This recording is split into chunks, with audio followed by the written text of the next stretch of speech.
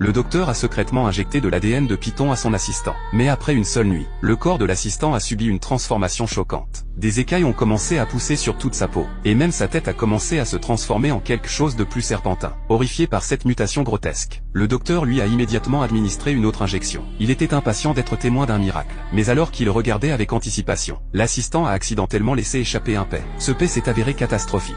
Il a libéré les gènes modifiés du python dans l'air, faisant dégénérer complètement l'expérience. L'assistant s'est retrouvé en une horrible créature mi-homme mi-serpent. Le docteur était furieux. Ce n'était pas le résultat qu'il avait envisagé. Ce qu'il voulait vraiment, c'était transformer complètement un humain en serpent. C'est pourquoi il avait piégé l'assistant pour qu'il se fasse injecter en premier lieu. Mais tout est tombé à l'eau au moment crucial. Enragé et humilié, le docteur a mis l'assistant dans une boîte et l'a vendu à bas prix à un cirque en difficulté en ville. À la surprise de tous, le cirque moribond a soudainement explosé. Depuis l'acquisition de l'homme serpent, les foules faisaient la queue sans discontinuer, tous attirés par cette nouvelle attraction bizarre. Ce que personne n'avait réalisé cependant, c'est que cet homme serpent ne portait pas de costume. C'était un véritable être humain génétiquement modifié. L'homme voulait désespérément appeler à l'aide, mais pas un seul son ne pouvait sortir de sa bouche. Pendant ce temps, le docteur Jacques n'en avait pas fini avec ses expériences tordues. Il a commencé à chercher son prochain sujet de test. Cette fois, il s'est rendu dans une université et a approché son vieil ami le professeur John. Il a menti en disant que son précédent assistant s'était soudainement enfui, et a supplié pour qu'on l'aide à trouver un remplaçant. Par amitié et confiance, le professeur John n'a pas voulu dire non.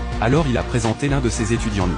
Avec un nouveau sujet en main, Jacques n'a pas perdu de temps, et s'est précipité dans son laboratoire isolé en pleine nature. Bientôt, Jacques lui a fait visiter les installations, présentant diverses espèces de serpents, et expliquant la différence entre les types venimeux et non venimeux. Jacques s'est montré chaleureux et amical.